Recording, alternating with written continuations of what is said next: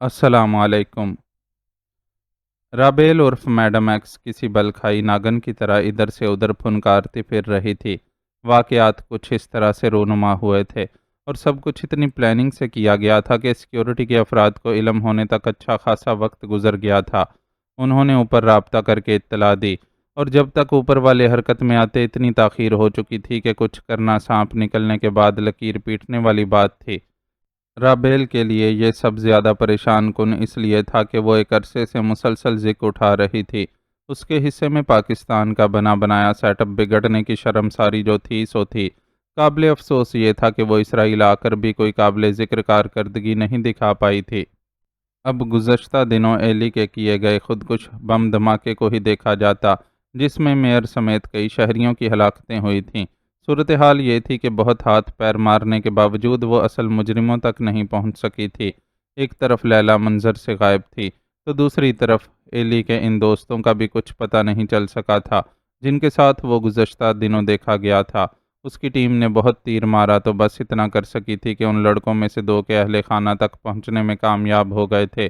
ایک کے گھر میں صرف بوڑھے والدین تھے جن میں سے باپ اندھا تھا جبکہ دوسرے کا پورا خاندان پہلے ہی اسرائیلی فوج کے ہاتھوں ختم ہو چکا تھا۔ صرف ایک بھائی زندہ تھا جو بیرون ملک زیر تعلیم تھا۔ وہ زیر تعلیم لڑکا ان کی رسائی میں نہیں تھا اور بوڑھے جوڑے سے بھی کچھ حاصل نہیں ہوا تھا۔ الٹا فلسطینیوں کو موقع مل گیا تھا کہ سوشل میڈیا پر تصویریں وائرل کر کے واویلا کر سکیں کہ اسرائیل بوڑھے اور نہتے فلسطینیوں پر ظلم ڈھا رہا ہے۔ اگرچہ اسرائیل نے ایسے کسی واویلے پر دھیان نہ دینے کی قسم اٹھا رکھی تھی لیکن دوست ممالک کو تو کچھ نہ کچھ وضاحتیں دینا ہی پڑتی تھیں۔ وہ ابھی اس بم بلاسٹ والے واقعے کے دباؤ سے نکل نہیں سکی تھی کہ یہ واقعہ پیش آ گیا تھا اور سونیا جسے اس نے یہاں سیکیورٹی انچارج بنا کر تعینات کیا تھا منظر سے غائب تھی۔ یہاں آ کر اسے جو تفصیلات حاصل ہوئی تھیں ان سے اس نے اندازہ لگایا تھا کہ جو کچھ پیش آیا اس میں سونیا کا کہیں نہ کوئی کردار ضرور تھا۔ بخشوؤں کے مذہبی جلوس کے بارے میں سارے آفیشلز کو علم تھا۔ ان کے سرکل کی طرف سے اس جلوس کی باقاعدہ اجازت لی گئی تھی۔ جلوس بالکل پرامن رہا تھا اور اس کے ساتھ چلنے والے پولیس اہلکاروں نے کسی قسم کی بدامنی کی شکایت نہیں کی تھی۔ لیکن یہ طے تھا کہ جو کچھ ہوا اسی عرصے میں ہوا تھا جب بخشو اس عمارت کے سامنے موجود تھے۔ وہاں موجود اہلکاروں کے مطابق اس طرح اچانک اتنی بڑی تعداد میں بخشوؤں کے وہاں جمع ہونے سے سب لوگ پریشان ہو گئے تھے۔ اس موقع پر سونیا کا فرض تھا کہ اول تو جلوس کے گزر جانے تک اپنے ماتحتوں کو پوری طرح چوکس رہنے کی ہدایت کرتی، دوم انہیں تسلی دیتی کہ کسی کو پینک ہونے کی ضرورت نہیں ہے۔ لیکن اس نے تو سرے سے آفیشل ای میل ہی ڈیلیٹ کر دی تھی اور یہ ایک چیز ہی اسے مشکوک بنانے کے لیے کافی تھی۔ رہی صحیح کسر اندر نصب کیمروں کی فوٹیجز غائب ہونے سے پوری ہو گئی تھی۔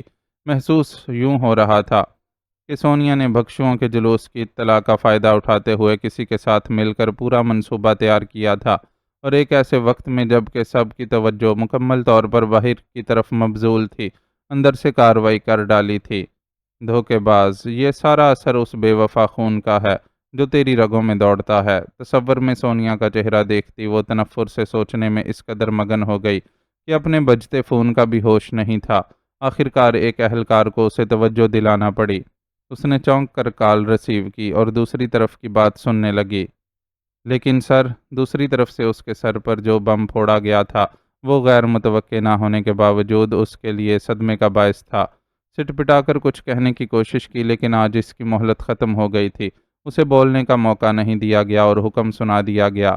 وہ حکم ایسا تھا کہ وہ کال ختم ہونے کے بعد بھی اپنی جگہ ساکت کھڑی رہی۔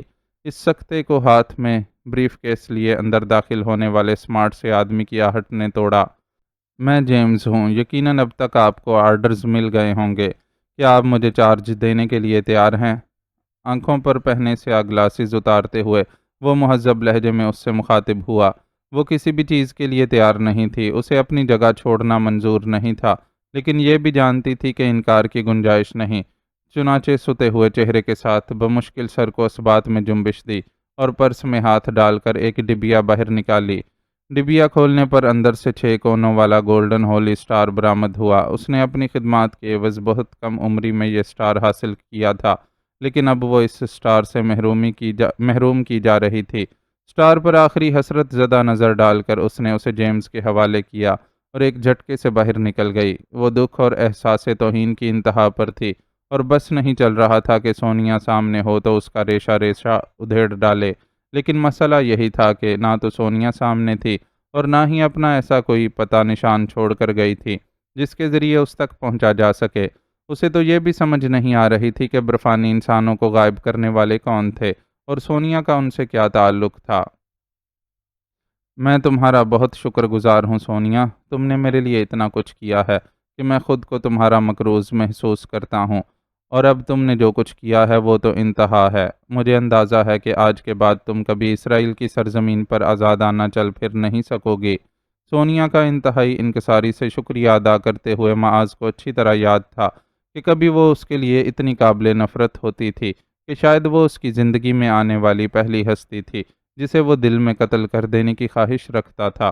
زندگی اور زندگی میں آنے والے لوگ ایسے ہی ہوا کرتے ہیں، کہیں بھی کچھ بھی بدل سکتا ہے اور کبھی بھی آپ کو حیرت کا جھٹکا لگ سکتا ہے۔ چند برس قبل اس نے اسرائیل آنے کے متعلق سوچا بھی نہیں تھا، لیکن اب وہ یہاں موجود تھا اور نہیں جانتا تھا کہ کبھی یہاں سے زندہ واپس لوٹ بھی سکے گا یا نہیں۔ جیسے اس کی زندگی بدل گئی تھی، ایسے ہی سونیا کے لیے سوچ کا رخ بھی بدل گیا تھا۔ تم میرا شکریہ کیوں ادا کر رہے ہو معاذ؟ میں یہ بات تم سے پہلے ہی کہہ چکی ہوں کہ میں تمہارا ساتھ تمہاری خاطر نہیں بلکہ اپنے دل کے اطمینان کے لیے دے رہی ہوں۔ اتنی زندگی گزارنے اور زندگی میں بہت کچھ کر گزرنے کے بعد مجھے یہ احساس ہوا ہے کہ حق کے ساتھ کھڑے رہنے میں کیسا لطف ہوتا ہے۔ وہ اسے جواب دیتے ہوئے ذرا سا مسکرائی، پھر ذرا سا آگے کو جھکتے ہوئے بولی، زندگی ہمیشہ خطرے میں ہوتی ہے اور زندہ رہنے کے آپشنز بھی ہمیشہ کھلے رہتے ہیں۔ بات بس انسان کے پاس موجود مہلت کی ہوتی ہے۔ مہلت ختم ہو جائے تو سارے آپشنز ختم ہو جاتے ہیں، مہلت باقی ہو تو مواقع ہی مواقع ہوتے ہیں۔ آخر قسمت لیلا وہبی کو بھی تو یہاں سے نکال کر لے گئی ہے نا، اگر میں چاہوں گی تو میرا بھی کوئی نہ کوئی انتظام ہو جائے گا۔ ہاں، کہہ تو تم ٹھیک رہی ہو اور میں یہ بھی مان لیتا ہوں کہ تم نے میری خاطر کچھ نہیں کیا، لیکن ایک عدد شکریہ تو میرا فرض بنتا ہے کہ کسی بھی سوچ کے ساتھ صحیح تم میرے کام تو آئی ہو اور وہاں میرے لیے آسانیاں پیدا کی جہاں کوئی دوسرا شاید ہی میرا ساتھ دے پاتا۔ تمہاری زندگی کو کانٹوں پر گھسیٹنے والوں میں بھی تو میرا نام سر فہرست ہے۔ اس کی آنکھوں سے اداسی چھلکی۔ گزری باتوں کو جانے دو، پہلے مجھے اس سب پر بہت غصہ آتا تھا، لیکن اب میں سوچتا ہوں کہ قدرت نے شاید سب کچھ اسی طرح ترتیب دیا تھا۔ اگر میری زندگی میں یہ سب نہ ہوتا تو میں بھی ان ہزاروں لاکھوں نوجوانوں کی طرح ڈگری مکمل کر کے جاب کرنے اور شادی کر کے بیوی بچوں کو پالنے جیسے عام سے کام کر کے مر کھپ جاتا۔ آج کم از کم میرے پاس کرنے کو کچھ ایسا تو ہے کہ مجھے لگتا ہے کہ جب میں اس دنیا سے جاؤں گا تو ایک بے مقصد زندگی گزار کر نہیں جاؤں گا۔ ہاں، یہ بھی ٹھیک کہہ رہے ہو تم، سونیا نے اس سے اتفاق کیا۔ تمہارے لیے دلائی لاما کی طرف سے پیشکش ہے کہ اگر تم چاہو تو وہ آرام سے تمہیں یہاں سے نکال سکتے ہیں۔ معاذ نے اسے بتایا، میری طرف سے ان کا شکریہ ادا کرنا، لیکن میں تمہیں چھوڑ کر کہیں نہیں جاؤں گی۔ اس کے باوجود کہ میں ایک ایسا مرد ہوں جس کے دل پر کسی اور عورت کی حکمرانی ہے۔ اس کے قطعیت سے کیے گئے انکار پر معاذ نے اس کی کچھ دن پہلے کہی گئی بات یاد دلا کر اسے چھیڑا۔ ہاں، اس کے باوجود، کیونکہ جو تمہارے دل پر حکمران ہے وہ مجھے بھی پیاری ہے اور میں اپنا فرض سمجھتی ہوں کہ اس کی غیر موجودگی میں تمہارا خیال رکھوں۔ ہاں، جس دن وہ آ گئی تمہاری لگام اس کے ہاتھوں میں تھما کر خود پیچھے ہٹ جاؤں گی۔ سونیا نے اس کے چھیڑنے کا قطعی اثر نہیں لیا۔ میں کوئی گھوڑا ہوں جس کی لگامیں کسی کو تھمائی جا رہی ہیں؟ معاذ نے مصنوعی ناراضگی کا اظہار کیا۔ سنا ہے مرد سرکش گھوڑے کی مانند ہوتا ہے، اور تمہیں تو میں نے واقعی ایسا پایا ہے۔ میری ماں نے کتنی کوشش کی تمہیں لگام ڈالنے کی، لیکن نہیں ڈال سکی نا۔ وہ الگ بات تھی، جہاں جنگ لڑنا ہو وہاں مرد ڈٹ جاتے ہیں، لیکن بات محبت کی ہو تو سرنگوں کرنے میں بھی سرور ہوتا ہے۔ بہت باتیں بنانا سیکھ لی ہیں۔ سونیا کی آنکھوں میں وہی رنگ اترے جنہیں وہ اس سے چھپانے کی کوشش کرتی تھی۔ زندگی نے جہاں بہت کچھ سکھایا ہے وہاں ایک ہنر یہ بھی سہی۔ معاذ ہنسا، پھر اپنے فون کی بجتی گھنٹی کی طرف متوجہ ہو گیا۔ ہیلو کہنے کے بعد اس نے دوسری طرف کی بات خاموشی سے سنی، پھر اوکے کہہ کر سلسلہ منقطع کر دیا۔ مجھے ایک کام سے جانا ہے، تم جب تک آرام کرو۔ سونیا کی سوالیہ نظروں کو خود پر مرکوز محسوس کر کے اس نے کہا، کیا مجھے اس کام میں شامل نہیں کیا جا سکتا؟ نہیں، وہ ایسا کام نہیں ہے جس میں تمہاری شمولیت ضروری ہو۔ خواہ باہر نکل کر خود کو خطرے میں ڈالنے کی کیا ضرورت ہے؟ معاذ نے سرسری لہجے میں اسے جواب دیا، لیکن اس پر جو اجلت طاری تھی سونیا اسے محسوس کر سکتی تھی۔ آپ کو یقین ہے کہ وہ یہاں ضرور آئے گی؟ وہ بہت دور سے اس عمارت پر نظر رکھے ہوئے تھے، جسے اگر اینڈریو کی راجدھانی کہا جاتا تو غلط نہ ہوتا۔ جو کچھ یہاں بیت چکا ہے اس کے بعد ممکن ہی نہیں کہ وہ یہاں نہ آئے، اور ہمیں اس تک رسائی کا اس سے سنہری موقع پھر کبھی ملنا مشکل ہوگا۔ شہریار نے نظریں عمارت پر ہی مرکوز کیے اس کی بات کا جواب دیا۔ وہ آخری کام جسے انجام دینے کے لیے وہ وہاں رکا ہوا تھا، میڈم ایکس کو اس کے انجام تک پہنچانا ہی تھا۔ وہ اس کے وطن کو ناقابل تلافی نقصانات پہنچانے کی ذمہ دار تھی، اس لیے اس کے لیے معافی کی کوئی گنجائش نہیں تھی۔ اس جیسی عورت کو گھیرنا یا اس تک رسائی حاصل کرنا ظاہر ہے کوئی آسان بات نہیں تھی۔ چنانچہ جیسے ہی اسے معاذ کے بخشوؤں کے ساتھ مل کر برفانی انسانوں کو نکال لے جانے والے منصوبے کا علم ہوا تھا، اس نے میڈم ایکس کو گھیرنے کا منصوبہ بھی ترتیب دے لیا تھا، اور اب مذکورہ عمارت سے قریب ترین ہوٹل کے ایک کمرے کی کھڑکی سے دوربین کی مدد سے نگرانی کا فریضہ انجام دے رہا تھا۔ پیچھے ارتضیٰ اور اس کے ساتھیوں پر مشتمل ٹیم اس کی مدد کے لیے تیار تھی۔ جب سے ان پر یہ واضح ہوا تھا کہ چین نے بہت سے معاملات میں انہیں اندھیرے میں رکھا ہے، انہوں نے یہاں اپنے چینی روابط سے تعلق محدود کر لیا تھا، یہاں تک کہ معاذ تو منظر سے ہی غائب ہو گیا تھا۔ دلائی لاما کے کہنے پر بھکشوؤں کا ساتھ دینے سے اسے ان کی حمایت حاصل ہو گئی تھی، اور اب وہ ان کی پناہ میں تھا۔ اپنا آخری مشن انجام دینے تک اسے تمام سہولیات کی فراہمی کے وعدے کے ساتھ یہ پناہ عطا کی گئی تھی۔ ویسے کافی وقت نہیں لگ گیا، سب کچھ گزرے اتنی دیر ہو گئی ہے، ابھی تک کوئی ہلچل مچ جانی چاہیے تھی۔ رات بھر تو وہ دونوں باری باری نگرانی کا فریضہ انجام دیتے رہے تھے کہ آرام کا بھی وقت مل جائے، لیکن صبح سے دونوں ہی جاگ رہے تھے۔ ہلکا پھلکا ناشتہ کمرے میں ہی منگوا کر لیا گیا تھا، اور تمام واجبات کی ادائیگی کے ساتھ انتظامیہ کو یہ اطلاع بھی دے دی گئی تھی کہ وہ صبح میں کسی بھی وقت چیک آؤٹ کر جائیں گے۔ روانگی کے لیے پوری طرح تیار مہمانوں کو اب مزید انتظار سے کوفت ہو رہی تھی۔ لگتا ہے تمہاری بوریت دور ہونے کا وقت آ گیا ہے۔ شہریار نے صبح کے ملگجے اجالے میں دو گاڑیوں کو آگے پیچھے زیر نگرانی عمارت کے آگے رکتے دیکھا تو مہمانوں کو اطلاع دی، اور خود دوربین کو ایڈجسٹ کر کے توجہ سے گاڑی سے اترنے والوں کو دیکھنے لگا۔ لانگ سکرٹ اور بلاؤز میں ملبوس نہایت خوبصورت عورت کو میڈم ایکس کی حیثیت سے شناخت کرنے میں اسے کوئی دشواری پیش نہیں آئی۔ وہ شوفر کے ساتھ اپنی گاڑی میں اکیلی آئی تھی، جبکہ اس کے پیچھے وہاں آ کر رکنے والی گاڑی سے 4 افراد برآمد ہوئے تھے۔ ان چاروں میں سے 3 مرد اور ایک جواں سالہ عورت تھی۔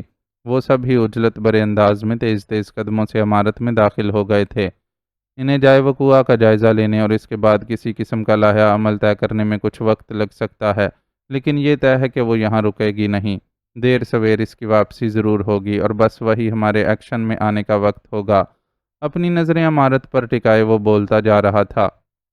ہمیں یہاں سے چیک آؤٹ بھی تو کرنا ہے۔ مہمانوں نے یاد دلایا کہ اب وہ زیادہ دیر ہوٹل میں قیام نہیں کر سکتے۔ یہ کوئی مسئلہ نہیں ہے، اگر زیادہ وقت لگ گیا تو ہم ہوٹل انتظامیہ کو آگاہ کر دیں گے کہ ہمارا جس دوست کے ساتھ جانے کا پروگرام تھا وہ اپنے کسی کام میں پھنس کر لیٹ ہو گیا ہے، اس لیے ہم اپنا قیام بڑھا رہے ہیں۔ شہریار کے پاس مسئلے کا حل موجود تھا، چنانچہ وہ بہت صبر سے اپنی جگہ جمع نگرانی کا فریضہ انجام دیتا رہا۔ وقت آہستہ روی سے آگے بڑھا اور منظر میں بس اتنی تبدیلی آئی کہ ایک تیسری گاڑی عمارت کی پارکنگ میں آ کر رکی۔ اس نے شاندار سی گاڑی سے شاندار شخصیت کے مالک شخص کو برآمد ہوتے اور اپنا بریف کیس اٹھائے پروقار قدموں سے عمارت کی طرف بڑھتے ہوئے دیکھا۔ اس کے اندر جانے کے بعد مشکل سے چند منٹ ہی گزرے ہوں گے کہ میڈم ایکس باہر نکلی۔ اس کی باڈی لینگویج سے شکست خوردگی کا اظہار ہو رہا تھا۔ آؤ چلیں، شہریار نے فوراً باہر کی طرف دوڑ لگائی۔ گاڑی میں بیٹھ کر گاڑی سٹارٹ کرتے ہوئے اس نے دیکھا کہ رابیل المعروف میڈم ایکس نے شوفر کو وہیں چھوڑ دیا ہے اور خود ڈرائیونگ سیٹ پر موجود ہے۔ باپ رے! اس کی گاڑی کو آندھی طوفان کی رفتار سے آگے بڑھتے دیکھ کر شہریار کے منہ سے بے ساختہ ہی نکلا، اور اس کی رفتار کا ساتھ دینے کے لیے اپنی گاڑی کی رفتار بھی بڑھائی۔ دوسری طرف مہمانوں ساتھیوں سے رابطہ کر کے انہیں صورتحال سے آگاہ کر رہی تھی۔ مختصر اور مبہم الفاظ میں دی گئی اطلاع میں سب سے اہم وہ سمت تھی جس طرف میڈم ایکس کی گاڑی سفر کر رہی تھی۔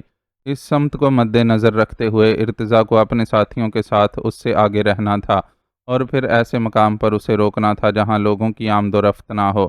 ویسے بھی ابھی راستوں پر زیادہ رش نہیں ہوا تھا، ابھی دفتری اوقات شروع ہونے میں کچھ دیر تھی، اس لیے اہل حیفا کی بہت کم تعداد باہر نکلی تھی۔ سڑکوں پر کچھ گاڑیاں تھیں یا وہ صبح خیز افراد دکھائی دے رہے تھے جنہیں جاگنگ اور مارننگ واک کی عادت گھروں میں ٹکنے نہیں دیتی۔ وہ پہاڑی کی طرف جانے والی روڈ پر چڑھنے والی ہے۔ یہ ایک بہترین پوائنٹ ہے۔ یہاں تمہیں ہر حال میں اس سے آگے رہنا ہوگا۔ ڈونٹ وری، ہم اس کے استقبال کے لیے موجود ہوں گے۔ ارتضیٰ نے اسے تسلی دی۔ شہریار نے جو پہلے ہی خاصے فاصلے سے تعاقب کر رہا تھا، درمیانی فاصلہ مزید بڑھا لیا۔ آگے بس چند لمحوں کا ہی کھیل تھا۔ سڑک پر کیلیں پھیلائی گئی تھیں یا ارتضیٰ نے کوئی اور ترکیب لڑائی تھی۔ انہوں نے بس ٹائر برسٹ ہونے کی زوردار آواز کے ساتھ میڈم ایکس کی گاڑی کو لہراتے دیکھا۔ گاڑی کی رفتار اتنی زیادہ تھی کہ وہ اسے قابو نہیں کر سکی۔ گاڑی نے جھٹکا کھایا، لہرائی پھسلی اور دیکھتے ہی دیکھتے بے قابو ہو کر سڑک سے اتر کر دور تک لڑکتی چلی گئی۔ یا خدا! ماہبانوں کی زبان سے بس یہی دو لفظ نکل سکے۔ شہریار پہلے ہی گاڑی کو بریک لگا چکا تھا، لیکن وہ دونوں ہی فوری طور پر گاڑی سے نیچے نہیں اترے۔ انہوں نے ارتضیٰ کے ساتھ معاذ کو میڈم ایکس کی حادثے کا شکار گاڑی کی طرف جاتے ہوئے دیکھ لیا تھا۔ اگرچہ سڑک پر سے انہیں وہ گاڑی نظر نہیں آ رہی تھی، لیکن حادثہ جس نوعیت کا ہوا تھا، اس سے اندازہ لگایا جا سکتا تھا کہ بہت بری صورتحال پیش آئی ہوگی۔ میرے خیال میں ہم بھی چل کر دیکھ لیتے ہیں۔ ماہبانوں نے ایک نظر عقب سے نمودار ہوتی گاڑی پر ڈالی اور رائے دی۔ شہریار نے ہنکارا بھرا اور اپنی گاڑی سائیڈ پر لگانے لگا۔ جب تک اس نے یہ کام نمٹایا، پیچھے سے آنے والی گاڑیوں نے کراس کر کے آگے بڑھ چکی تھی۔ جب وہ سڑک کے اس حصے سے جہاں میڈم ایکس کی گاڑی کو حادثہ پیش آیا تھا بخیر و عافیت گزر گئی تو ماہبانوں نے سکون کا سانس لیا۔ اسے ڈر تھا کہ اگر سڑک پر کیلیں ڈالی گئی ہوں گی تو گزرنے والی کوئی دوسری گاڑی بھی حادثے کا شکار ہو سکتی ہے، لیکن ایسا نہیں ہوا تھا۔ تو اسے اندازہ ہو گیا کہ ارتضیٰ اور اس کی ٹیم نے کوئی اور طریقہ استعمال کیا تھا۔ بہت مشکل ہے کہ وہ بچ سکی ہو۔ انہوں نے اوپر سڑک کے کنارے سے پہلو کے بل گری گاڑی کو دیکھا اور پھر دیکھ کر ماہبانوں نے تبصرہ کیا، چل کر دیکھتے ہیں۔ شہریار نے گاڑی کے قریب موجود ارتضیٰ اور معاذ کی حرکات و سکنات سے اندازہ لگا لیا تھا کہ وہ اندر پھنسی میڈم ایکس کو باہر نکالنے میں کامیاب نہیں ہو پا رہے۔ گاڑی کی ڈرائیونگ سیٹ والی سائیڈ زمین سے جا لگی ہوئی تھی، جبکہ دوسری جانب کے دروازے یقیناً جام ہو گئے تھے، جو معاذ اور ارتضیٰ کی کوشش کے باوجود کھل نہیں رہے تھے۔ اس کوشش میں ناکام ہو کر انہوں نے گاڑی کو سیدھا کرنے کی کوشش شروع کر دی۔ شہریار بھی تیز تیز قدموں سے چلتا ہوا ان کے ساتھ شامل ہو گیا۔ اتنی شاندار لگژری گاڑی کا حشر نشر ہو گیا تھا۔ حادثہ جس نوعیت کا تھا، کوئی دوسری عام سی گاڑی ہوتی تو اس سے بھی بری حالت میں ہوتی۔ بہرحال وہ اس گرے ہوئے ہاتھی کو کسی نہ کسی طرح سیدھا کھڑا کرنے میں کامیاب ہو گئے۔ اندر میڈم ایکس بری حالت میں تھی۔ اس نے سیٹ بیلٹ باندھی ہوتی تو پھر بھی کچھ نہ کچھ بچت ہو جاتی، لیکن اب تو برا حال ہو گیا تھا۔ وہ چہرہ جو بہت خوبصورت ہوا کرتا تھا، خون اور زخموں سے بھرا ہوا تھا۔ سامنے کے سارے دانت ٹوٹ گئے تھے، جبڑا ٹیڑھا ہو چکا تھا۔ اس کا جسم آگے کی دونوں نشستوں کے درمیان پھنس کر عجیب تکلیف دہ زاویے میں آ گیا تھا اور اندازہ ہو رہا تھا کہ جسم کی کئی ہڈیاں ٹوٹ چکی ہوں گی۔ اس سب کے باوجود وہ زندہ تھی اور ہوش میں تھی۔ انہیں اس کی ہلکی ہلکی کراہیں سنائی دے رہی تھیں۔ رابیل، معاذ نے پہلے دروازہ کھولنے کی کوشش کی، لیکن جب اس کوشش میں کامیاب نہ ہو سکا تو کھڑکی میں جھک کر اسے پکارا۔ پکار کے جواب میں اس نے آنکھیں کھول کر معاذ کی طرف دیکھا۔ پورا جسم شدید اذیت میں ہونے کے باوجود اس کا دماغ کام کر رہا تھا، چنانچہ اس نے معاذ کو اس کے بدلے ہوئے حلیے کے باوجود شناخت کر لیا اور آنکھوں میں آشنائی کی چمک دکھائی دی۔ یقین کرو، اپنی مرضی اور اختیار کا کسی دوسرے کے قبضے میں چلے جانا اس سے زیادہ ہی تکلیف دہ ہوتا ہے، جتنی تکلیف تم اس وقت یہاں پھنس کر محسوس کر رہی ہو۔ نظر سے نظر ملی تو معاذ نفرت اور افسوس کی ملی جلی کیفیت میں اس سے مخاطب ہوا۔ شاید وہ جواب میں اس سے کچھ کہتی، لیکن حادثے نے اسے اس لائق ہی نہیں رہنے دیا تھا کہ وہ اپنی زبان کو جنبش دے پاتی۔ سوچ کر تو یہی آیا تھا کہ آج زمین کو تمہارے ناپاک بوجھ سے آزاد کر دوں گا، لیکن تمہیں اس حالت میں پا کر تم پر ہتھیار اٹھانا اپنی مردانگی کی توہین محسوس ہو رہی ہے۔ میں تمہیں یہاں زندہ چھوڑ کر جا رہا ہوں۔ تمہارا فیصلہ اب قدرت کے ہاتھ میں ہے۔ وہ جو رابیل کو اپنے ہاتھوں انجام تک پہنچانے کی خواہش میں شہریار سے اصرار کر کے اس مشن میں شامل ہوا تھا، اس کی موت کے فیصلے کو ٹال گیا۔ یہاں ایک کار حادثہ ہو گیا ہے۔ خاتون ڈرائیور شدید زخمی حالت میں بری طرح کار میں پھنسی ہوئی ہے۔ برائے مہربانی مدد کے لیے تشریف لائیں۔ وہ جب وہاں سے پلٹ رہا تھا تو اس نے شہریار کو ریسکیو کے لیے کال کرتے ہوئے سنا اور شانے جھٹک کر آگے بڑھ گیا۔ شہریار نے اپنا سیاہ والا کردار نبھاتے ہوئے ایک درست قدم اٹھایا تھا۔ آج رات کی فلائٹ سے اسے اور مہبانوں کو واپس چلے جانا تھا۔ چنانچہ چشمدید گواہ کی حیثیت سے ایک بیان ریکارڈ کروانے سے زیادہ انہیں کچھ نہیں کرنا تھا۔ جو کچھ پیش آیا اسے منوان بیان کر کے وہ اپنی منزل کی طرف روانہ ہو جاتے۔ باقی تفتیش کرنے والے تفتیش کرتے رہتے کہ حادثے کی کیا وجوہات تھیں۔ کیا سوچ رہے ہیں آپ؟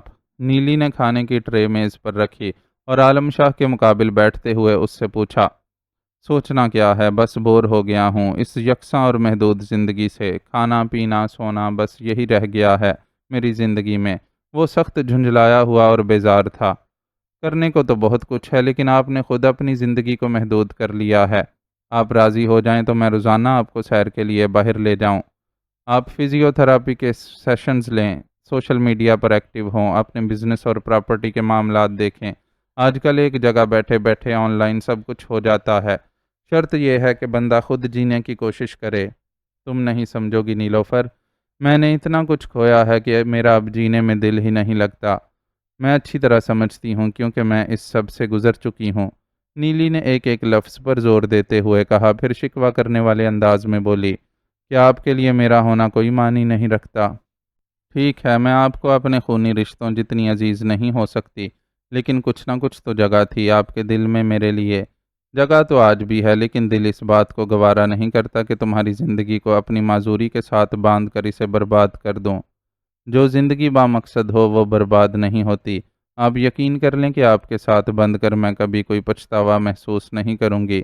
میں زندگی کے اس دور سے گزر گئی ہوں جس میں انسان کو سیر و تفریح، شاپنگ یا ہلا گلا ہی سب کچھ لگتا ہے، جب انسان صرف اور صرف اپنے لیے جیتا ہے۔ اب میں اپنی زندگی میں کچھ ایسا کرنا چاہتی ہوں جس سے انسانیت کو فائدہ ہو اور میرے دل کو سکون ملے۔ اگر آپ میرا ساتھ دیں تو میں یہ سب کر سکتی ہوں۔ اب وہ گویا اس سے درخواست کر رہی تھی۔ کیا چاہتی ہو؟ عالم شاہ نے تجسس سے پوچھا۔ سجل کے خواب کی تعبیر حاصل کرنا۔ وہ اپنے لوگوں کے لیے بہت کچھ کرنا چاہتی تھیں۔ آخری بار میری ان سے جو گفتگو ہوئی تھی اس میں بھی انہوں نے یہی کہا تھا کہ وہ اپنے گاؤں میں کالج بنانا چاہتی ہیں، یا تاکہ گاؤں کے بچے بچیوں کو اسکول سے آگے تعلیم حاصل کرنے میں پریشانی کا سامنا نہ ہو۔ مجھے یقین ہے سجل نے یہی سب کہا ہوگا۔ بہت حساس اور نرم دل تھی میری بہن۔ عالم کی آنکھوں میں نمی اتر آئی۔ وہ بہن چلی گئی لیکن اس کے خواب زندہ ہیں۔ اس کا بیٹا آپ کی توجہ کا منتظر ہے اور مومل بھی۔ گھر کی سب سے چھوٹی اور لاڈلی بیٹی کو اب صرف بڑے بھائی کی محبت نہیں چاہیے، اب آپ کو ان سارے رشتوں کا نعم البدل بننا ہوگا، ان کا خلا پر کرنا ہوگا جنہیں وہ کھو چکی ہے۔ آج موقع ملا تھا تو اس نے عالم شاہ کو ہر زاویے سے زندگی کی طرف پلٹانے کی کوشش شروع کر دی تھی۔ شاید تم ٹھیک کہہ رہی ہو، شاید نہیں، میں یقیناً ٹھیک کہہ رہی ہوں۔ بیٹے امین ہوتے ہیں، اپنے خاندان کی عزت، روایات اور ذمہ داریوں کے۔ آپ کو بھی یہ سب کرنا ہوگا، اس نے زور دیا۔ اس ادھورے وجود کے ساتھ ویل چیئر پر بیٹھے عالم شاہ کے لہجے کی بے بسی اور کرب محسوس کن تھا۔ آپ کے ادھورے پن کو میں اپنی ذات سے مکمل کر دوں گی، اس نے یقین دلایا۔ تھک تو نہیں جاؤ گی؟ کبھی لگے کہ تھکنے لگی ہوں تو اپنی محبت کا سہارا دے دیجیے گا۔ وہ کچھ ہی صدا سے بولی کہ عالم شاہ اس کی شکل تکتا رہ گیا۔ ایسے کیا دیکھ رہے ہیں؟ کیا نہیں دیں گے سہارا؟ نیلی نے شوخی سے پوچھا۔ میں تو خود تمہارے سہارے جی رہا ہوں، بس تو پھر میری بات مان لیجئے۔ کون سی بات؟ زندگی کو جینا شروع کر دیں اور ترک وطن سے طائب ہو جائیں۔ ہمارا سب کچھ اپنے وطن میں ہے، ہم وطن میں رہ کر وطن کی خدمت کریں گے تو ہی سکون پائیں گے۔ سکون کی تو بہت ضرورت ہے مجھے، عالم شاہ بڑبڑایا۔ اماں، بابا سائیں، سرمد اور سجل سب میرے خوابوں میں آتے ہیں، ان کے چہروں پر اداسی اور انداز میں بے چینی ہوتی ہے۔ اس اداسی اور بے چینی کو دور کرنے کا تو بس ایک ہی طریقہ ہے کہ آپ ان لوگوں کی بہتری کے لیے کام کریں جن سے وہ محبت اور انسیت رکھتے تھے۔ انسانیت کی فلاح کے لیے کیے گئے کام آپ کے دل کو بھی سکون دیں گے اور آپ کے پیاروں کے لیے بھی صدقہ جاریہ بنیں گے۔ نیلی کا مشورہ اتنا پرخلوص تھا کہ وہ اسے ماننے سے انکار کر ہی نہیں سکتا تھا۔ اس کے ڈی این اے میں موجود نیکی اور راست بازی نے ہمیشہ اسے حق کا ساتھ دینے پر مجبور کیا تھا۔ اسی فطرت کی وجہ سے اس نے معاذ کے ساتھ اپنی دوستی نبھائی تھی اور اب یہی فطرت اسے ایک بار پھر میدان عمل میں اترنے پر راضی کر چکی تھی۔ کہنے کو وہ کچھ اچھا کرنے جا رہا تھا، لیکن اسے معلوم تھا کہ وطن عزیز میں لوگوں کی فلاح کے لیے اٹھنے والے کو بھی کڑے امتحان سے گزرنا پڑتا ہے۔ وہ اپنی تمام تر جسمانی کمزوریوں کے باوجود اس امتحان سے گزرنے کے لیے تیار ہو گیا تھا کہ نیلی کا مضبوط جذباتی سہارا اس کی طاقت و ہمت قائم رکھنے کے لیے میسر آ گیا تھا۔ جینے کے لیے ایسے سہارے میسر آ جائیں تو مشکل حالات میں بھی زندگی کو جاری رکھنے کے اسباب بن جاتے ہیں۔ اس کے لیے بھی قدرت نے اسباب پیدا کر دیے تھے۔ مہبانوں اور شہریار واپس چلے گئے۔ ہاں، انہیں لوٹنا ہی تھا۔ وہ اپنے حصے کا کام انجام دے چکے تھے۔ ان کا ویزا بھی ختم ہونے والا تھا، اور سب سے بڑھ کر یہ کہ میرے منظر سے غائب ہونے کے بعد ان کے یہاں رہنے کا کوئی جواز ہی نہیں تھا۔ وہ صرف میری سپورٹ کے لیے یہاں موجود تھے، اور اب اس کی ضرورت نہیں رہی تھی۔ معاذ نے اس کی بات کا جواب دیتے ہوئے بھی اس نقشے پر سے نظریں نہ ہٹائیں جو کارمل کی پہاڑیوں پر کیمپنگ والی رات اس نے نک کو ہپناٹائز کر کے اس سے حاصل کردہ معلومات کی روشنی میں بنایا تھا۔ کہیں اپنے دوست ملک سے الگ راہ اختیار کر کے تم لوگوں نے اپنے لیے کوئی مشکل تو کھڑی نہیں کر لی ہے؟ وہ تم لوگوں سے ناراض بھی ہو سکتے ہیں۔ ناراض ہونے کا حق تو ہمارا ہے کہ ہمیں بہت سارے معاملات میں اندھیرے میں رکھا گیا۔ دوستی کا احترام دونوں طرف سے رکھا جانا ضروری ہے۔ تم فکر نہ کرو، کوئی ناراضگی ہوگی بھی تو ہمارے اکابرین اسے بات چیت سے دور کر دیں گے۔ اس نے سونیا کو تسلی دی۔ مفادات کا معاملہ ہو تو ناراضگیاں بھلانا ہی پڑتی ہیں۔ سونیا کے لہجے میں خفیف سا طنز تھا۔ معاذ چپ رہا۔ حقیقت کو جھٹلایا نہیں جا سکتا تھا۔ تمہاری موم کو ابھی تک ہوش نہیں آیا۔ ڈاکٹرز کا خیال ہے کہ ایکسیڈنٹ کے بعد کسی لمحے ہونے والے برین ہیمریج نے نقصان کو بہت بڑھا دیا ہے۔ انہیں اس بات کا امکان بہت کم دکھائی دے رہا ہے کہ مریض کی آنکھیں دوبارہ کبھی کھل سکیں۔ ایک قلیل سے وقفے کے بعد اس نے موضوع بدل دیا۔ یقیناً وہ اپنے مینٹور شیرون کی طرح اسرائیل کی دنیا پر حکمرانی کے خواب آنکھوں میں لیے عالم بے ہوشی میں ہی اس دنیا سے رخصت ہو جائے گی۔ سونیا نے سن کر سپاٹ لہجے میں تبصرہ کیا۔ تمہیں اپنی ماں کی حالت پر کوئی دکھ نہیں ہے؟ معاذ نے حیرت سے پوچھا۔ وہ ماں کہاں تھی؟ وہ تو بس میڈم ایکس تھی، ہولی گولڈن سٹار کی رکن، یا پھر رابیل تھی، اسرائیل کی وہ وفادار بیٹی جس نے غیر یہودی ہونے کے جرم میں اپنے شوہر کی جان لے لی تھی، اور اس پر بھی اسے لگا تھا کہ کفارہ ادا نہیں ہو سکا تو اس شخص کی بیٹی کو اسرائیل کی خدمت گار بنا کر ساری عمر وہ قرض ادا کرواتی رہی جو مجھ پر واجب ہی نہیں تھا۔ تم ہی بتاؤ کہ میں اس عورت کے لیے دکھی کیسے ہوں جس نے آنکھ کھولنے سے پہلے مجھ سے باپ کی شفقت تو چھینی ہی چھینی تھی، ساتھ ہمیشہ ماں کی آغوش کی گرمی سے بھی محروم رکھا تھا۔ سونیا کے لہجے میں ایسا کرب تھا کہ معاذ اس موضوع کو چھیڑنے پر ہی شرمندہ ہو گیا۔ I'm sorry, it's okay. لیکن سوال یہ پیدا ہوتا ہے کہ ایک ایسے وقت میں جب کہ ہم ایک اہم ترین مشن کے لیے روانہ ہونے والے ہیں، ہم ایسے فضول موضوعات کو ڈسکس ہی کیوں کر رہے ہیں؟ ہمارا سارا فوکس تو اپنے مشن پر ہونا چاہیے نا۔ سونیا نے تیزی سے اپنا موڈ تبدیل کر لیا۔ ہمارا ہوم ورک مکمل ہے، سب کچھ ریڈی ہے، بس ابو حمزہ کی طرف سے ملنے والے اشارے کا انتظار ہے، اور کم از کم میں تو اسی انتظار کی کیفیت سے چھٹکارا حاصل کرنے کے لیے ادھر ادھر کی ہانکنے میں مصروف ہوں۔ میں بھی ایسا ہی کچھ کر رہی ہوں۔ سونیا ہنسی، لیکن آج اس کی ہنسی میں وہ پہلے والی کھنک نہیں تھی۔ مضبوط سے مضبوط انسان بھی جذبات سے مکمل طور پر عاری نہیں ہو سکتا۔ وہ بھی ایک طرف اپنے واحد خونی رشتے سے ملنے والے زخموں سے نڈھال تھی، تو دوسری طرف یہ ظاہر کرنے میں ہلکان ہوئی جا رہی تھی کہ اسے اپنی بے درد ماں کے انجام پر کوئی دکھ نہیں ہے۔ دکھ یقیناً تھا، لیکن اس دکھ پر وہ ساری تکلیفیں حاوی ہو گئی تھیں جو وہ ساری زندگی اٹھاتی رہی تھی۔ زندگی نے بہت کچھ چھینا ہے، لیکن میں خود کو خوش قسمت سمجھتا ہوں کہ مجھے قدم قدم پر مخلص دوستوں کا ساتھ میسر رہا، ایسے دوستوں کا ساتھ جنہوں نے مشکل سے مشکل حالات میں بھی مجھے تنہا نہیں چھوڑا، اور تم ان دوستوں میں سے بھی وہ ہو جسے خدا ہر نئے موڑ پر میرے سامنے لاتا رہا۔ تم نے میری ساری نفرت، شک، بد اعتمادی اور بے نیازی کے باوجود کبھی میرا ساتھ نہیں چھوڑا، اور آج موت کے اس سفر پر بھی میرے ہم قدم ہو۔ میں تمہارا بہت شکر گزار ہوں سونیا۔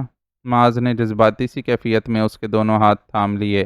سونیا کے لیے تو شاید یہ لمحہ اس کی پوری زندگی کا حاصل تھا۔ وہ اتنی جذباتی ہوئی کہ پھوٹ پھوٹ کر رو پڑی۔ Please Sonia, please. معاذ اس کے یوں رونے پر بوکھلا گیا اور بے ساختہ ہی اسے سینے سے لگا لیا۔ سونیا کے لیے تو یہ لمحہ زندگی کی سب سے بڑی نعمت تھا۔ اس نے تو کبھی سوچا ہی نہیں تھا کہ معاذ احمد کبھی خود اپنی مرضی سے اسے اپنے سینے سے لگا سکتا ہے۔ اسے لگا کہ خوشی کی انتہا پر اس کے جسم کا ہر خلیہ رقص کرنے کی خواہش میں بکھر کر رہ گیا ہو۔ وہ سنبھلتی تو کیا خاک، مزید یوں ٹوٹ کر روئی کہ معاذ شرمندہ ہو گیا اور سوچا، میں اس عورت سے نفرت کرتا رہا جو آج تک خود کسی کے اشاروں پر ناچ رہی تھی۔ حسن، جوانی، ذہانت، پھرتی، کون کون سے اوصاف نہیں تھے اس میں۔ خطروں سے کھیلنا اور مقابل کو منٹوں میں چاروں شانے چت کر دینا تو گویا کوئی بات ہی نہیں تھی۔ چاہتی تو زمانے کو اپنے اشاروں پر نچا سکتی تھی، لیکن اپنے دل کی ماننے پر اختیار نہیں رکھتی تھی۔ بہت کچھ ہوتے ہوئے بھی اندر سے وہی عام سی عورت تھی، جس کے لیے اپنے محبوب کی ایک نظر دنیا کی ہر نعمت سے بڑھ کر ہوتی ہے۔ وہ اسے سنبھالنے کی کوشش کرتا، مسلسل سوچے جا رہا تھا۔ بڑی مشکل سے جا کر اس کے آنسو تھمے، تو اسے شانوں سے تھام کر ایک کرسی پر بٹھایا اور پینے کے لیے پانی دیا۔ شکریہ۔ وہ پانی پی کر کچھ بہتر ہوئی تو قدرے شرمندگی سے بولی، تم نے سمندر کے سفر سے قبل ہی میرے سامنے اپنے آنسوؤں کا سمندر کھڑا کر دیا۔ میں بس ایسے ہی خواہ جذباتی ہو گئی تھی۔ وہ اب کھسیانی سی ہو رہی تھی۔ بات ابھی مزید آگے بڑھتی کہ ارتضیٰ اجازت لے کر اندر آ گیا۔ اس کی صورت دیکھتے ہی وہ دونوں سمجھ گئے کہ مطلوبہ پیغام مل گیا ہے۔ تیار تو وہ تھے ہی، فوراً ہی روانگی کے لیے اٹھ کھڑے ہوئے۔ پون گھنٹے کے اندر وہ سہولیات سے لیس ایک کشتی پر سوار تھے۔ بظاہر وہ ایک تفریحی کشتی تھی، لیکن وقت ضرورت اس پر اپنے دفاع کے سارے انتظامات موجود تھے۔ صبح کے دھندلکے میں انہوں نے عرشے پر کھڑے ہو کر ایک رومانوی جوڑے کی طرح سفر کا آغاز کیا۔ ارتضیٰ کیپٹن کے ساتھ نیچے کنٹرول روم میں تھا۔ عام حالات میں تفریح پر جانے والوں کے لیے ان کی ڈیمانڈ کے مطابق خدمتگار عملہ بھی موجود ہوتا تھا، لیکن ابو حمزہ کے ان خاص مہمانوں کو کسی خدمتگار کی ضرورت نہیں تھی۔ آؤ نیچے چلتے ہیں۔ صبح کا دھندلکا روشن دن کے آغاز میں تبدیل ہونے لگا تو معاذ نے سونیا سے کہا۔ نیچے جا کر وہ دونوں پوری سنجیدگی کے ساتھ اپنی تیاری میں مصروف ہو گئے۔ کچھ دیر بعد وہ مکمل طور پر اسکوبا ڈائیونگ کے لباس میں تیار تھے اور ان کی کشتی ایک خاص سمت میں بہہ رہی تھی۔ زبردست، کہیں کوئی کمی نہیں ہے۔ ارتضیٰ کنٹرول روم سے نکل کر آیا تو ان کی تیاری دیکھ کر داد دی۔ بس اب تو صرف تمہاری طرف سے اشارے کا انتظار ہے، معاذ نے اسے باور کروایا۔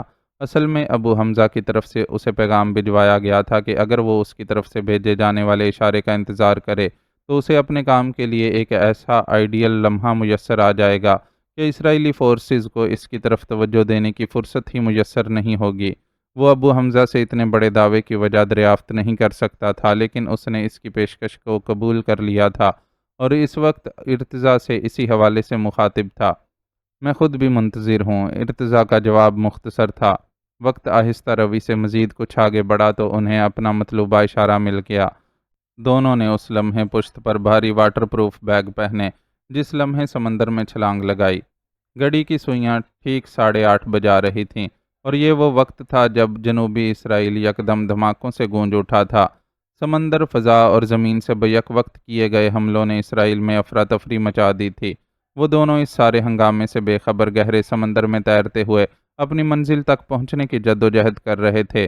کلائی پر بندھا گڑی نما واٹر پروف سمت پیما ان کی بالکل ٹھیک رہنمائی کر رہا تھا۔ آخرکار انہوں نے اس مقام تک رسائی حاصل کر لی جہاں نک کی فراہم کردہ معلومات کے مطابق ان کے ریسرچ اینڈ آپریٹنگ سینٹر سے ایک خفیہ راستہ براہ راست سمندر میں کھلتا تھا۔ اس راستے سے ضرورت پڑنے پر وہ آبدوز نما کشتی باہر نکالی جاتی تھی جو بے شمار سائنسی آلات سے لیس تھی۔ کشتی وہاں سے سفر کرتی ہوئی کھلے پانیوں میں نکلتی تھی اور مناسب مقام میں پہنچ کر آپریشن شروع کر دیا جاتا تھا۔ کشتی پر سے مصنوعی سیٹلائٹ تک اپنا مطلوبہ سگنل بھیجنے اور مخصوص نتائج حاصل کرنے تک اتنی پیچیدہ سائنسی اصطلاحات تھیں جنہیں سمجھنا عام آدمی کے بس کی بات نہیں تھی۔ انہیں یہ سب سمجھنا بھی نہیں تھا، انہیں بس اس مقام تک رسائی حاصل کرنا تھی جہاں سے طاقت اور اختیار کے جنون میں انسانیت کا قتل عام کیا جا رہا تھا۔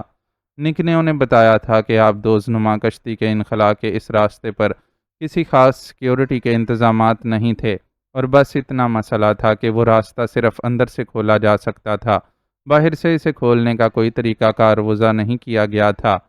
ہاں، زور زبردستی یا نقب لگانے کی الگ بات تھی، لیکن اس کے لیے سب سے پہلے تو سمندر کی گہرائی میں اتر کر پانی کا بے تحاشا دباؤ برداشت کرنا پڑتا، پھر اس راستے کو تلاش کرنا پڑتا جو الگ سے دکھائی نہیں دیتا تھا۔ نک نے وہاں سیکیورٹی کیمروں کی تنصیب کا بھی ذکر کیا تھا اور اتنا خطرہ مول لینا تو لازم تھا۔ چنانچہ ان دونوں نے اپنا سفر جاری رکھا اور آخر کار مطلوبہ مقام پر پہنچنے میں کامیاب ہو گئے۔ اس جگہ پہنچنے کے بعد سونیا نے اپنے بیگ میں ہاتھ ڈال کر ایک مستطیل ٹیبلٹ نما آلہ نکالا اور سمندر کی گہرائیوں میں گم ہوتی مضبوط دیوار پر جگہ جگہ رکھ کر چیک کرنے لگی۔ اس آلے کی مدد سے وہ دیوار کے پیچھے موجود خلا کو چیک کر رہی تھی۔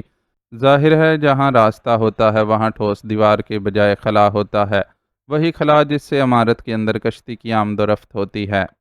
مل گیا۔ آخر ایک مقام پر اسے اپنا مطلوبہ نتیجہ مل گیا تو اس نے زیر لب بڑبڑاتے ہوئے معاذ کو وکٹری کا نشان دکھایا۔ معاذ جو اس عرصے میں اپنے بیگ سے 2 گن نما آلات نکال چکا تھا، تیزی سے اس مقام کے قریب آیا۔ پانی کے اندر رہ کر یہ سارے حرکات و سکنات انجام دینا زمین پر کچھ کرنے کے مقابلے میں کئی گنا زیادہ مشکل تھا، لیکن وہ کسی بھی مشکل کو خاطر میں لائے بغیر تن من کی بازی لگائے ہوئے تھے۔ راستے کا درست تعین ہونے کے بعد سونیا نے ٹیبلٹ نما آلہ چھوڑ کر معاذ کے ہاتھ سے ایک گن لے لی۔ یہ لیزر گن ٹائپ کا آلہ تھا، جس کی مدد سے اس مٹیریل کو کاٹا جا سکتا تھا جس سے یہ دروازہ بنایا گیا تھا۔ دروازے کے مٹیریل کے بارے میں ظاہر ہے انہیں نک سے ہی علم ہوا تھا، اور اس حساب سے ان گنز کا انتظام کرنے میں ابو حمزہ کی مدد شامل تھی۔ اس کے دنیا بھر میں خفیہ روابط تھے اور ان رابطوں کو استعمال کر کے وہ بہت کچھ کرنے پر قادر تھا، لیکن یہ بہت کچھ بھی اتنا نہیں تھا کہ وہ فلسطین کو اسرائیل کے تسلط سے آزاد کروانے میں کامیاب ہو جاتا۔ وہ دونوں ابو حمزہ کی فراہم کردہ ان گنز کی مدد سے دانت پر دانت جمائے دروازے کو کاٹنے میں مصروف تھے۔ ان کی کوشش تھی کہ یہ کام اس انداز میں کیا جائے کہ دروازہ اپنے معمول کے مطابق ڈھکن کی طرح باہر آ گرے۔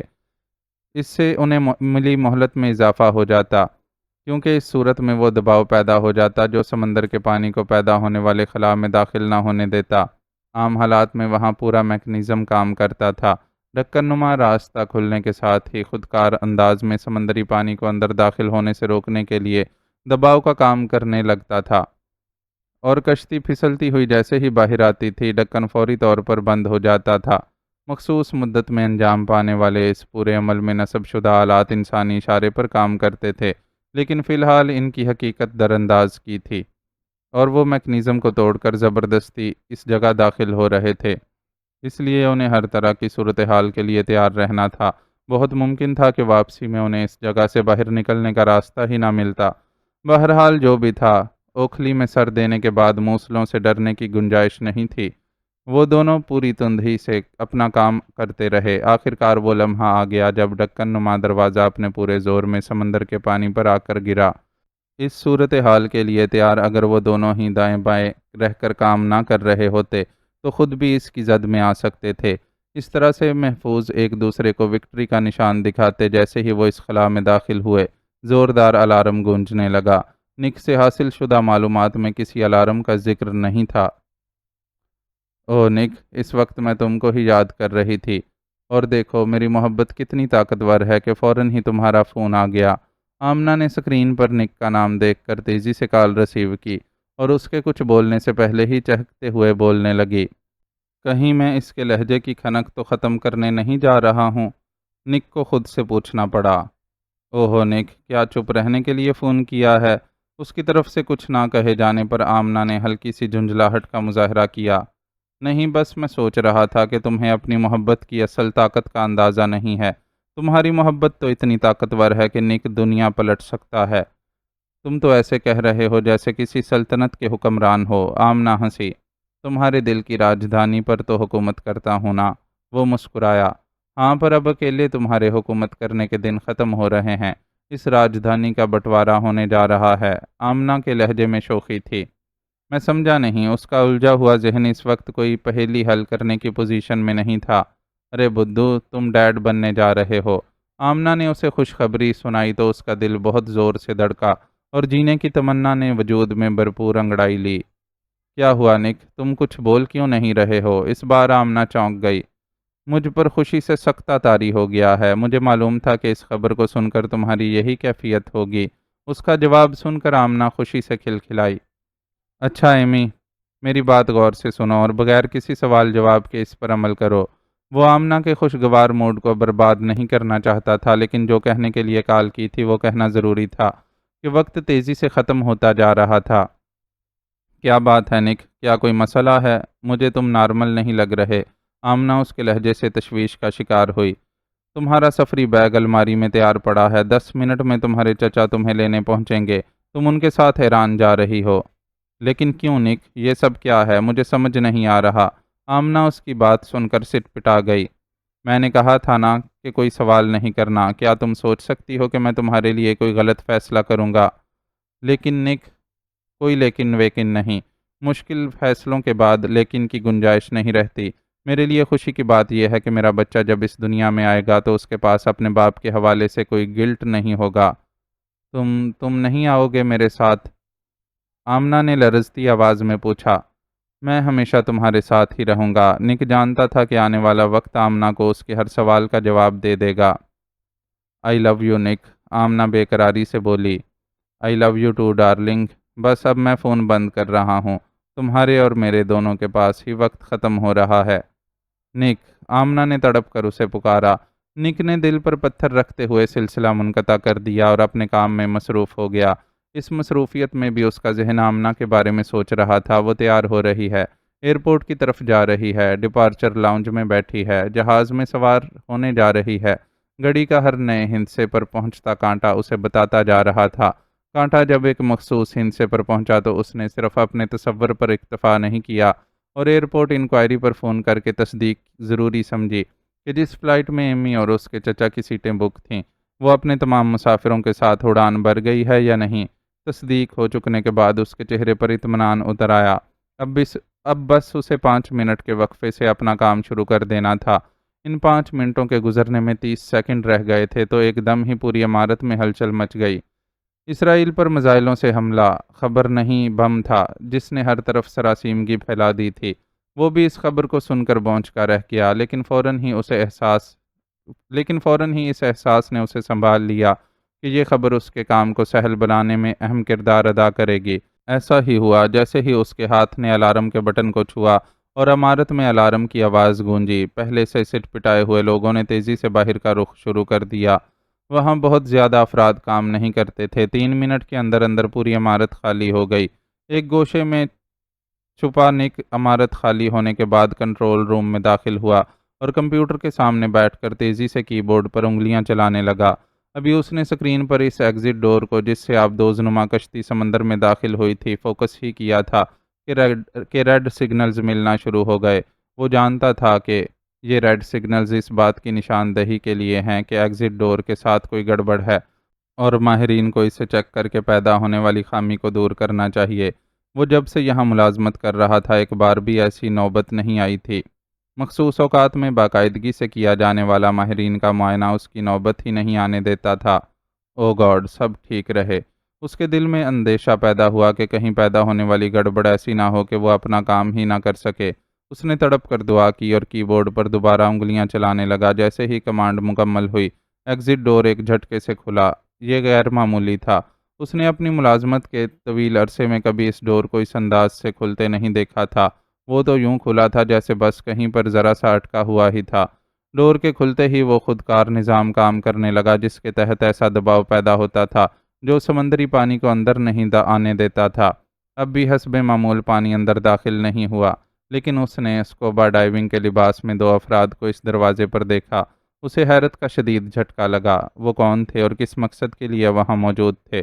اس کے پاس ان سوالوں کے جواب حاصل کرنے کی مہلت نہیں تھی۔ اس نے تو الارم تک بند کرنے کی زحمت نہیں کی تھی جسے لوگوں کے عمارت سے اخراج کے لیے بجایا گیا تھا۔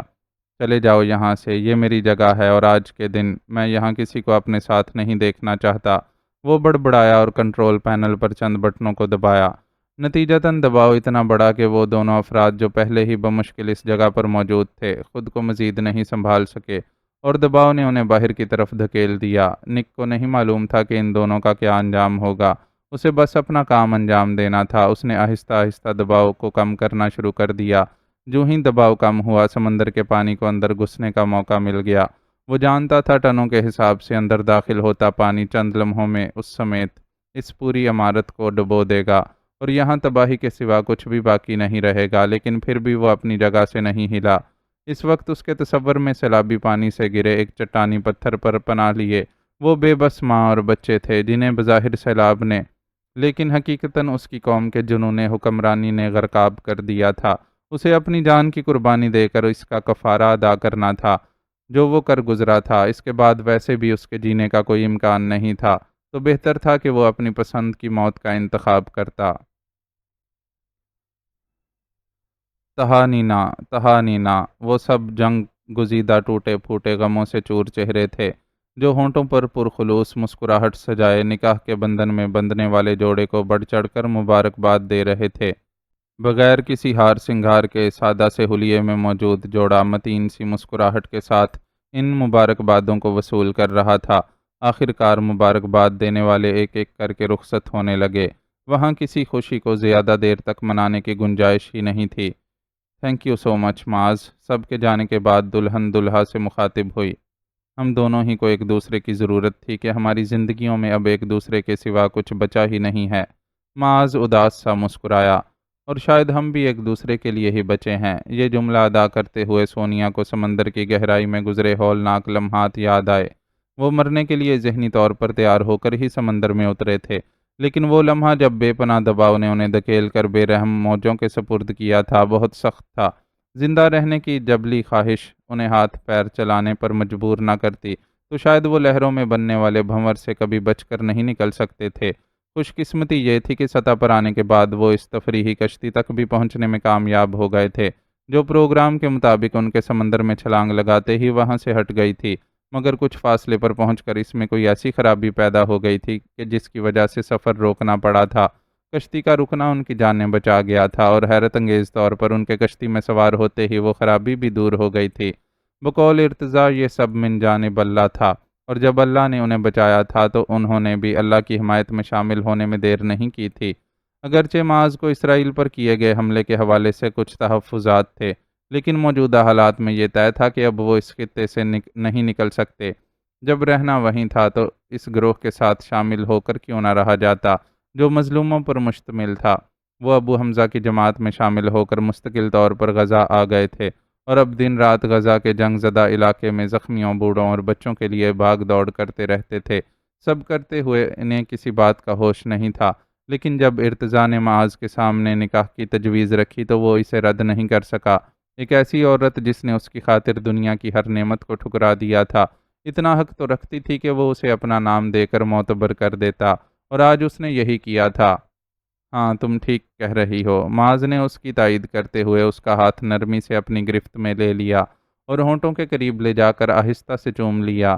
اس پل سجل کا چہرہ اس کے تصور میں لہرایا۔ اس کا چہرہ یوں کھلا ہوا تھا جیسے وہ بہت خوش ہو۔ مجھے لگتا ہے ہماری زندگیوں کی اب تک کی بھاگ دوڑ تھی ہی اس لیے کہ ہمیں اس سرزمین پر ان مظلوموں کی مدد کے لیے اکٹھے ہونا تھا۔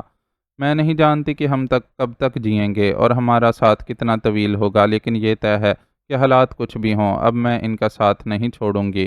میرا جینا مرنا اب انہی کے ساتھ ہے۔ میرا بھی۔ معاذ نے ابھی یہ الفاظ ادا کیے ہی تھے کہ زوردار دھماکوں کی آواز کے ساتھ زمین لرز کر رہ گئی۔ وہ دونوں سب کچھ بھول بھال کر تیزی سے باہر کی جانب بھاگے۔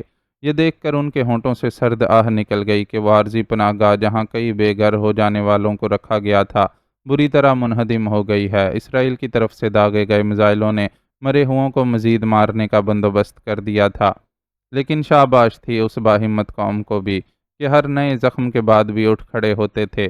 اس وقت بھی متاثرین کی مدد کرنے کا سلسلہ جاری ہو گیا تھا۔ وہ دونوں بھی مدد کرنے والوں کے ساتھ شامل ہو گئے۔ کتنی لاشیں اور زخمی ملبے تلے سے نکالے معاذ کو یاد نہیں رہا، لیکن جب ملبے تلے دبی اس گڑیا کو نکال کر اسے اپنے منہ سے سانس دی اور اس کا تنفس بحال کرنے میں کامیاب ہوا تو لگا ساری تھکن دور ہو گئی ہو۔ جان تو ایک دن جانی ہی تھی، تو کیا برا تھا اگر زندگی بجھتے ہوئے چراغوں کو بچانے میں صرف ہو جاتی۔ در حقیقت موت کی آنکھوں میں آنکھیں ڈال کر زندگی کے چراغ جلاتے چلے جانا ہی اصل شہزوری تھی۔ معزز ناظرین و سامعین، لائک، کمنٹس اور شیئر ضرور کریں۔ شکریہ۔